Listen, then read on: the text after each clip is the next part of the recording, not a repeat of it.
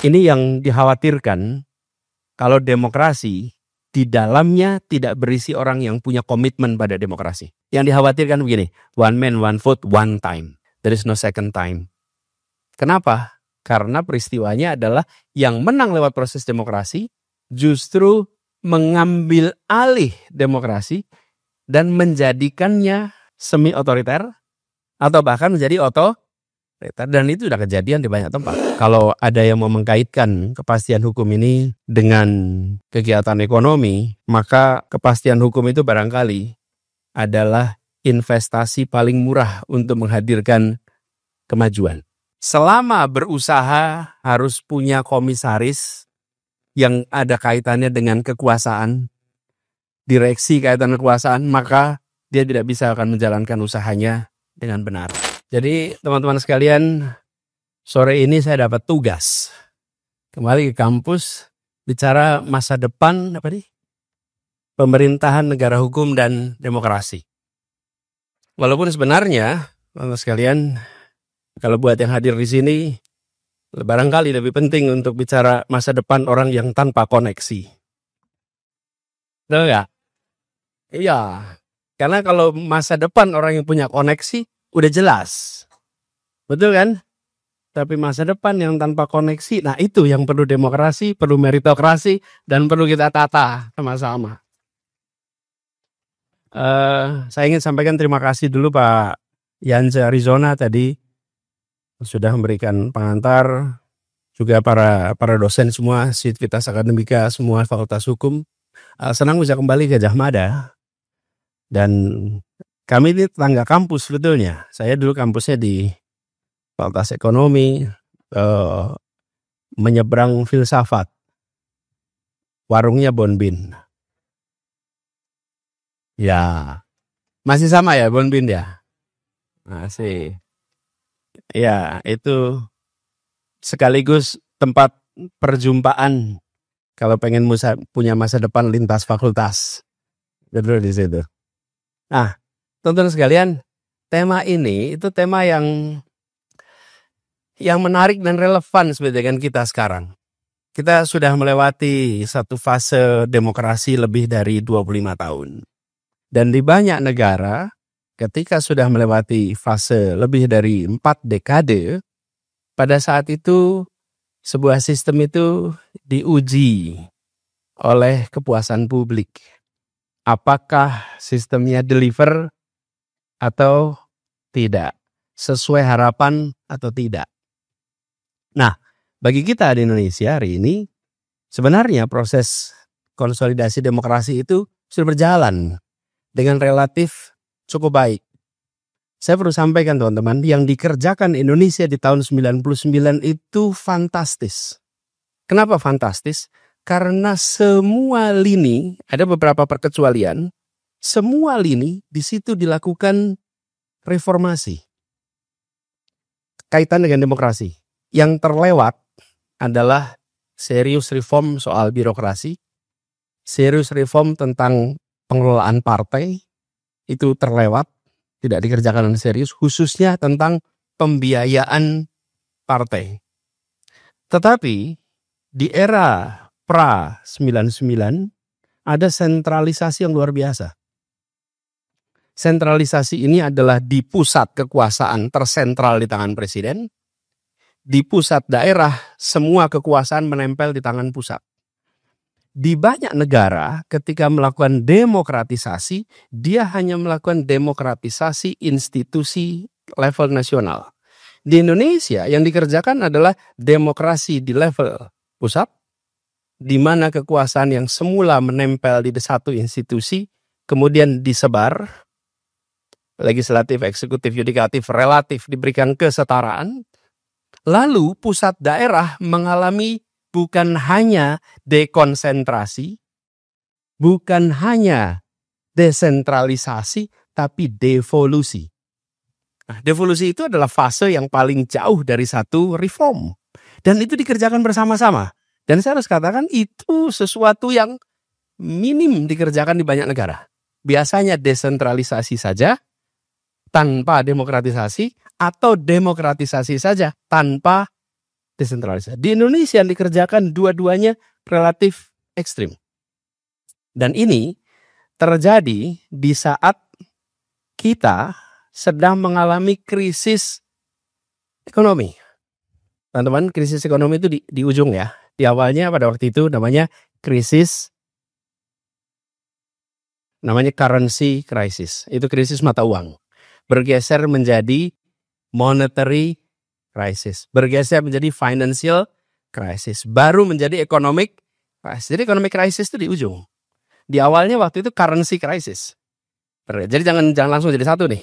Nah, apa yang terjadi teman-teman? Menghadapi pressure yang luar biasa. Saya mau pinjam whiteboard nih. Kan lagi jadi dosa ya. Pinjam ya.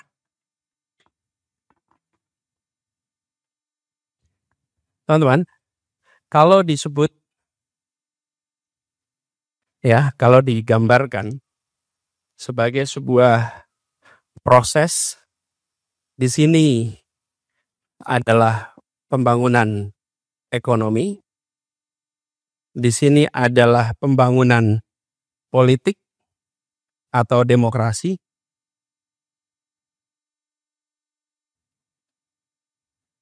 Maka di era 80-an, 90-an, dunia menyaksikan ada dua pola. Banyak negara ingin sampai ke sini. Maju secara ekonomi, maju secara politik. Betul ya? Tapi banyak rutenya yang diambil begini. Politik dulu dibangun, baru belok menuju bangun ekonomi. Ada juga yang bangun ekonomi dulu, baru nanti bangun politik. Kira-kira gitu. Ya, Indonesia masuk yang mana waktu itu? Enggak, era Orde Baru ini. Bangun ekonomi dulu, politiknya belum. Lalu terjadi krisis. Ketika terjadi krisis, apa yang terjadi? Ekonominya hancur, politiknya belum maju. Betul tidak? Apa yang harus dilakukan? Harus mengerjakan dua-duanya bersamaan. Rakyat tidak mau hanya ekonomi saja, demokrasi gak dikembalikan, gak dibangun. Dengan sini kelihatan gak deh? Oh, pakai itu aja ya. Ada kamera. Anda bantu ya, lihat sini ya. Lihat di situ. Ini indahnya teknologi. Dan bukan AI.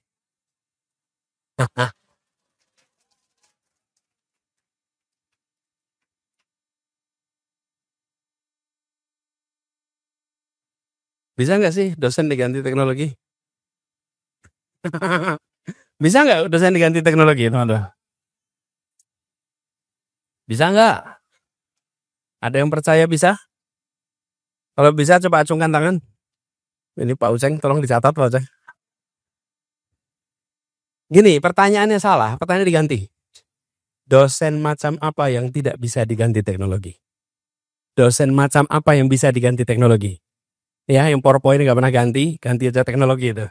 Oke, materinya nggak pernah berubah, tiap semester sama terus, recycle terus, itu bisa diganti teknologi itu. Ya, diingat-ingat tuh. Tadi sampai mana kita? Indonesia harus mengerjakan semua bersamaan. Apa yang terjadi? Kita harus melakukan ini.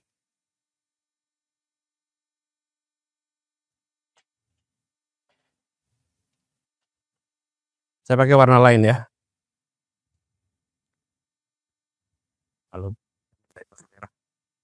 Kalau ada, teman-teman, di tahun 99 ketika reform, rakyat menuntut demokrasi. Pada saat yang bersamaan, rakyat juga menuntut perbaikan ekonomi. Jadi Indonesia harus mengerjakan dua-duanya bersamaan. Pada saat kita harus mengerjakan dua-duanya bersamaan, pada saat itu tidak mungkin kapasitas negara mengerjakan dengan urusan sebesar ini. Sabang sampai Merauke yang sebesar itu. Apa yang terjadi? Dilakukan desentralisasi. Sehingga beban untuk mengerjakan kedua ini dipisah dengan daerah. Kecuali 7 urusan dipegang pusat, sisanya diserahkan kepada daerah. Kenapa? Teman-teman sekalian, walaupun saya tidak yakin pada waktu itu dipikirkan dengan serius seperti ini, tapi saya menginterpretasikan ini sebagai cara Indonesia pada masa itu mengelola beban yang mendadak besar sekali. Dua-dua itu dikerjain. Nah, pada saat dua-dua yang dikerjakan, ini teman-teman, membangun demokrasi dalam waktu yang relatif singkat, ekonomi strukturnya sudah ada.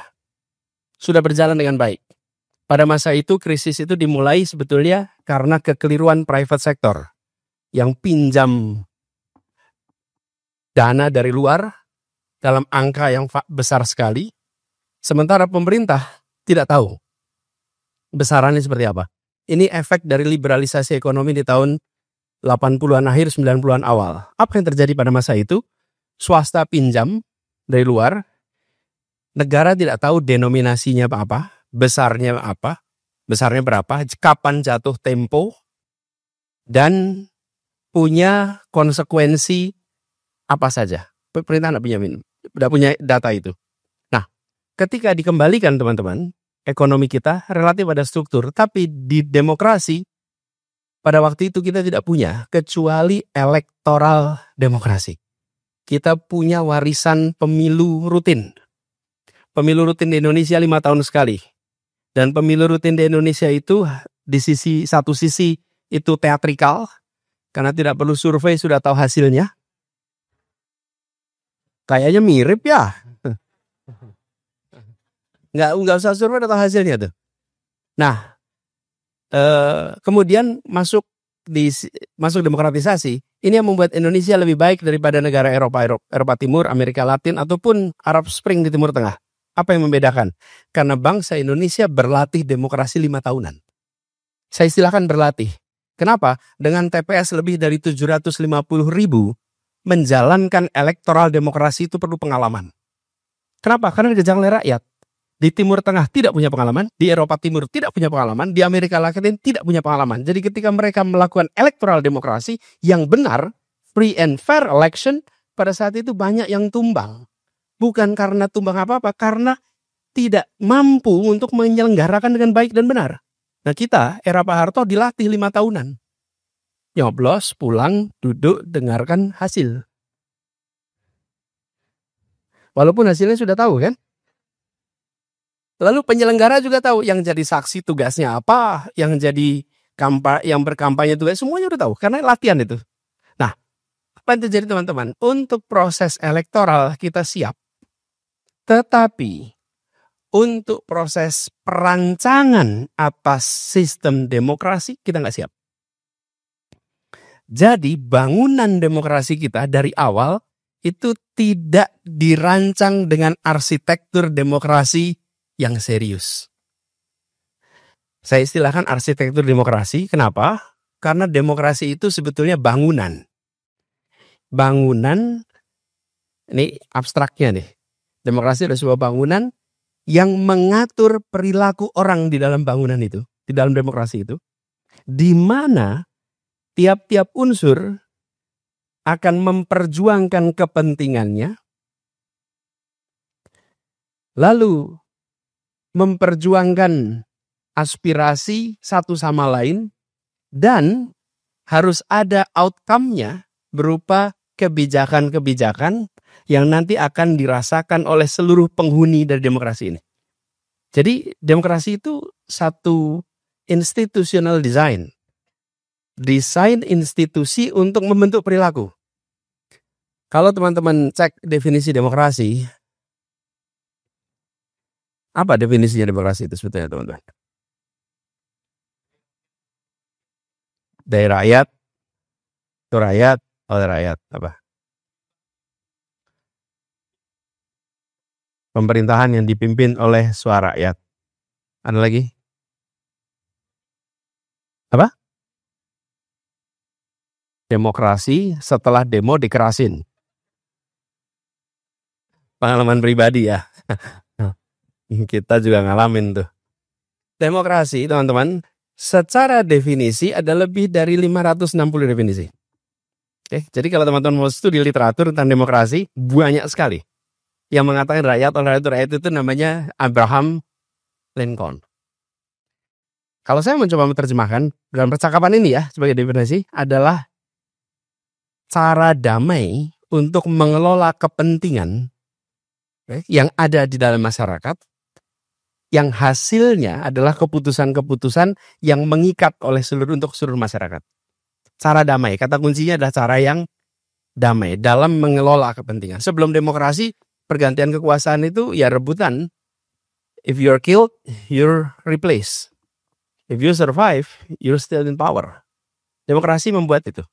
Dikendalikan dua. Satu, durasinya dikendalikan. Dua, skopnya dikendalikan. Kekuasaan yang semula tidak ada batasan skop, semua urusan di tangan satu institusi, dan tidak ada durasi waktu. Ketika ada demokrasi, ada durasinya dan ada pengendalian skopnya. Nah, itu yang membuat demokrasi menjadi berbeda. Dalam konteks kita di Indonesia, pada saat itu kita merancang reform demokrasi, tapi kita tidak menyusun arsitekturnya dengan serius. Jadi kita hanya mengkoreksi dari era Orde Baru. Pemilu yang semula dibatasi 3 partai, jadi banyak sekali. Berapa partai ikut pemilu pada tahun 99? 48. Dari 3 jadi 48. Yang mendaftar lebih dari 100. Tapi bisa ikut 48. Jadi kita lakukan liberalisasi, tetapi tadi saya katakan, pengelolaan partai, pendanaan partai kita nggak reform di situ. Lalu kita tidak menakar secara atau mengatur secara serius bagaimana hubungan antara pusat dan daerah di dalam konteks demokrasi.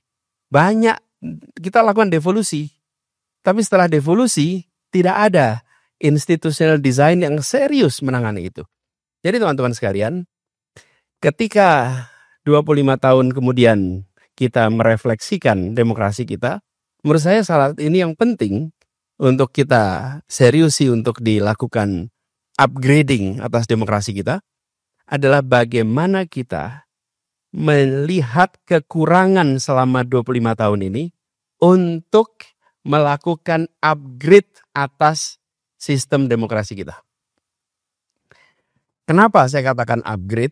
Karena kecenderungan ya teman-teman, ketika kita menyaksikan kekurangan demokrasi, lalu kita mengatakan ada masalah dengan demokrasi. Kita harus bergeser ke pendekatan yang lebih otoriter. Nah, pendekatan lebih otoriter, saya dengar beberapa pejabat merujuk Tiongkok. Coba lihat di Tiongkok gitu. Sistem satu partai, non-demokrasi, ekonomi maju. Itu namanya cherry pick. Cherry pick itu apa ya? Cherry pick itu apa? Milih contoh. Milih contoh. Kenapa contohnya nggak Korea Utara? Lah iya, itu kan juga non-demokrasi, bukan? Kenapa nggak contohnya Myanmar? Loh, Myanmar juga bukan demokrasi. Jadi kalau mau ngasih contoh non-demokrasi, jangan hanya Tiongkok. Ada Myanmar, ada Korea Utara, ada Kuba. Ada banyak contoh-contoh non-demokrasi, non-performing.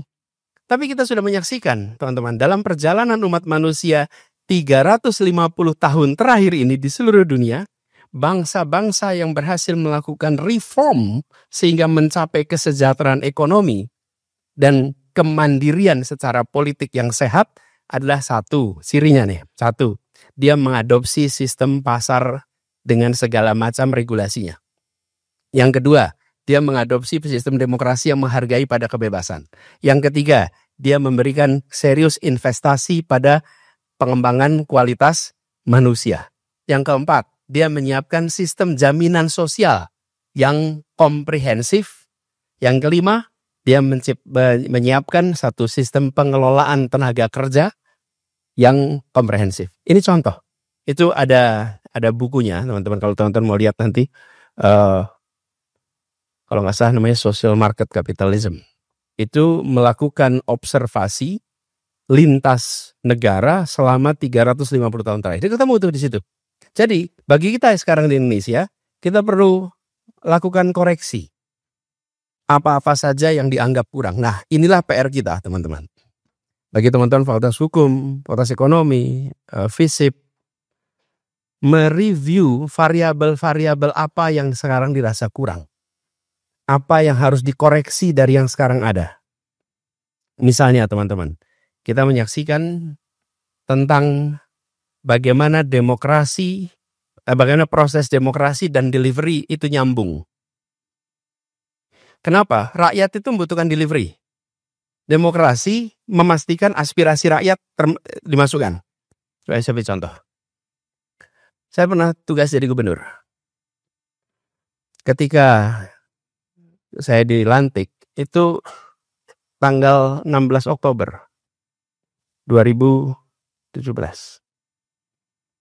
Pada saat itu, APBD DKI sudah diputuskan di DPRD.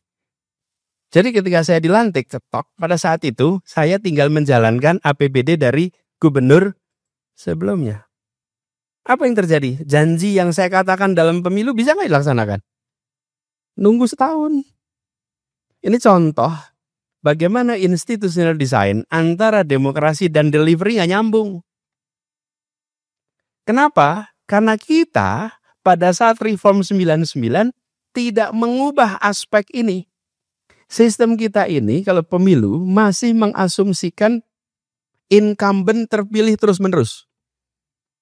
Itu asumsinya ketika Pak Harto berkuasa. Ada pemilu, tapi untuk memilih yang sedang memegang kewenangan. Incumbent terpilih. Tidak ada asumsi incumbent itu kalah. Lalu kalau incumbent kalah, nasional. Sama. Pemilunya kapan? Digeser bulan Februari tanpa menghitung soal delivery. Kalau itu, seperti contoh nih. Pilpres bulan Februari, dilantik Oktober, kemudian nota anggaran untuk tahun depan dimasukkan kapan? Agustus. Kelihatan nggak bolongnya di situ? Jadi, kalau saja yang terpilih kemarin perubahan,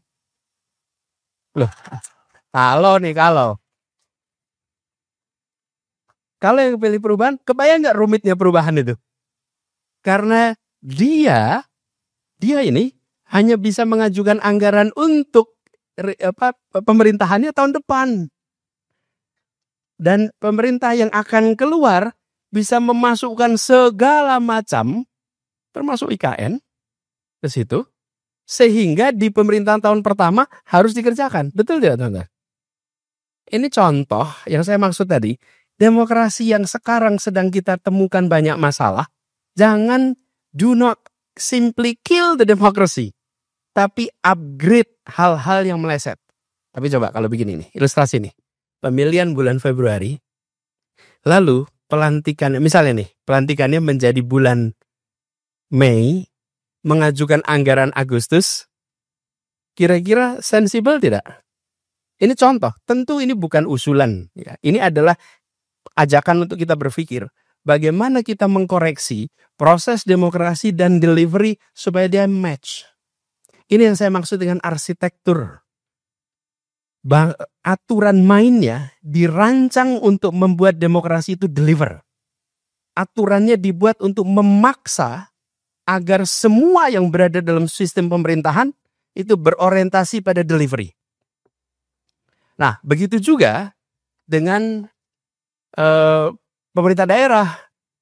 Teman-teman, ini pemerintah daerah lebih kasihan lagi. Karena baru dilantik bulan Februari. Penentuan-penentuan itu semua, itu adalah nitty-gritty-nya yang membuat demokrasi itu berfungsi dengan baik atau tidak. Jadi kalau kita ingin pemerintahan dengan negara hukum dan demokrasi, kita tuh harus mau masuk dalam urusan yang kecil-kecil begini. Karena itu yang menentukan bisa deliver apa tidak. Wali Kota Jogja dilantik bulan Februari kemarin. Anggaran sudah jalan dari Januari, teman-teman. Jadi sejak Februari itu dia hanya menjalankan terus. Publik tidak tanya ini anggaran dari mana. Publik taunya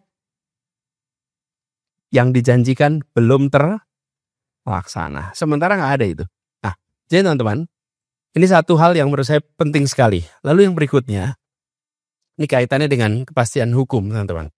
Ketika kita bicara tentang kepastian hukum, bagaimana pemegang kewenangan yang menjalankan kekuasaan itu secara bertanggung jawab menjaga aturan main tetap berada di dalam garis kepentingan publik, menjaga konstitusi, dan menghadirkan rasa keadilan. Komitmen itu dibutuhkan. Kenapa?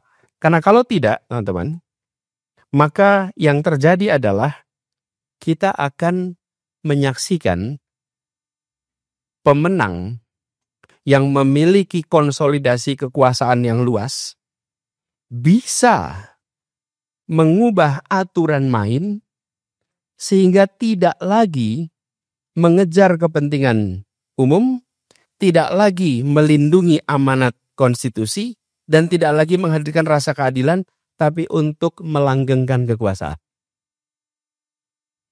Ini yang dikhawatirkan kalau demokrasi di dalamnya tidak berisi orang yang punya komitmen pada demokrasi. Bisa jadi ada istilah demokrasi itu one man one vote. Pernah dengar ya? One woman one vote. Tapi istilahnya one man one vote. Yang dikhawatirkan begini, one man one vote one time. Oke, there is no second time. Kenapa? Karena peristiwanya adalah yang menang lewat proses demokrasi justru mengambil alih demokrasi dan menjadikannya semi otoriter atau bahkan menjadi otoriter, dan itu sudah kejadian di banyak tempat. Ada banyak kejadian itu. Karena itulah penting sekali, dan di dalam konteks ini memberikan kepastian hukum menjadi sangat mendasar. Kalau ada yang mau mengkaitkan kepastian hukum ini dengan kegiatan ekonomi, maka kepastian hukum itu barangkali adalah investasi paling murah untuk menghadirkan kemajuan. Nggak perlu pakai kampanye ke sana sini untuk cari investor. Bereskan tentang kepastian hukum, itu orang berbondong-bondong akan mau melakukan kegiatan di Indonesia. Dan sekarang banyak yang tidak mau melakukan kegiatan usaha di Indonesia. Kenapa? Karena masalah kepastian hukum. Selama berusaha harus punya komisaris yang ada kaitannya dengan kekuasaan, direksi kaitan kekuasaan, maka dia tidak bisa akan menjalankan usahanya dengan benar. Ini akan selalu menjadi masalah ke depan. Karena itulah membereskan soal ini menjadi penting. Hukumnya bersifat jelas, tetap bisa diakses publik semuanya. Kemudian putusan-putusan yang dijalankan oleh pengadilan, putusan yang memberikan rasa keadilan. Dan kita barusan menyaksikan kemarin 3 minggu lalu kasus Tom Lembong yang kemudian menjadi perhatian kita semua. Dan ini pesan, teman-teman, yang harus muncul dari sebuah negara demokrasi. Negara demokrasinya menghasilkan aturan-aturan main yang memiliki kepastian dan menghadirkan kepada semua rasa tenang, rasa aman. Jadi, kalau saya melihat ke depan, prospek kita cukup baik. Apalagi orang-orang yang mau memperjuangkan demokrasi hari ini masih kuat. Tetapi kita juga menyaksikan kecenderungan untuk mengubah aturan-aturan main yang bisa melemahkan demokrasi. Kita melihat kecenderungan itu. Dan peristiwa-peristiwa yang terjadi beberapa tahun terakhir menggambarkan keputusan-keputusan yang memiliki kekuatan hukum tetapi tidak mengikuti proses yang wajar dalam sebuah demokrasi. Beri contoh, undang-undang omnibus namanya resminya, Cipta Kerja. Undang-undang Cipta Kerja. Yang sekarang kemudian kita saksikan itu luar biasa. Undang-undang Ibu Kota Nusantara, IKN. Saya bisa sebut lah, teman-teman lebih tahu apa saja produk-produk itu. Proses ini, teman-teman, yang seharusnya dilakukan perdebatan, dilakukan percakapan publik sebelum menjadi produk hukum, yang sekarang terjadi jadi produk hukum dulu baru perdebatannya dimulai. Dan karena itu sudah jadi produk hukum, perdebatan dimulai jadi politis. Kalau bagian dari pendukung pemerintah maka harus setuju. Kalau bagian dari tidak mendukung pemerintah harus tidak setuju. Akhirnya menjadi politis. Debat yang objektif hilang. Teman-teman, ini PR yang harus kita garap sama-sama.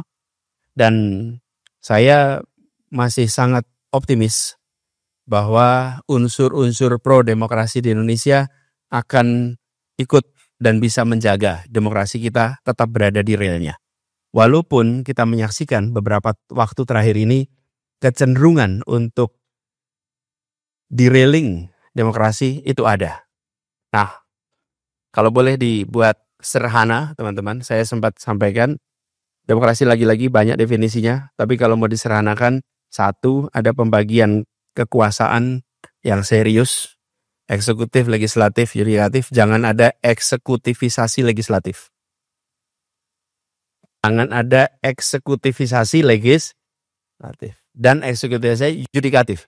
Ini tiga ini tetap jaga. Yang kedua, ada ruang untuk oposisi. Oposisi tidak dimatikan. Ini bukan formalitas ya. Apa sih mematikan oposisi itu? Kadang-kadang gini, oh boleh kok oposisi. Tapi yang ikut oposisi gak bisa dapat kredit di bank.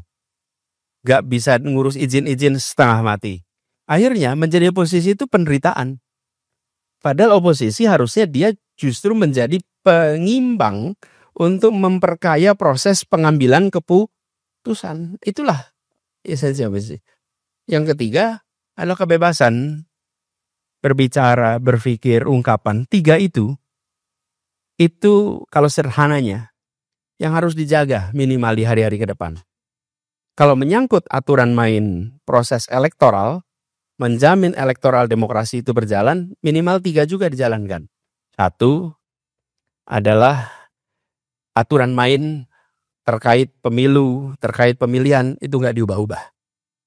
Kalau aturan main diubah-ubah, ini tanda tidak sehat. Yang kedua adalah penyelenggara, hakim yang tidak diintervensi. Yang ketiga, lawan atau calon lawan tidak dihalangi untuk ikut pertandingan. Kadang-kadang cara yang ketiga itu efektif. Jangan boleh ikut. Nah, tiga itu yang membuat proses elektoral demokrasi itu terjaga. Ini buat teman-teman catat, bahwa ke depan, bila ada tanda-tanda itu muncul, maka harus fight against it. Harus berjuang untuk menjaganya. Terkait elektoral dan terkait proses demokrasi.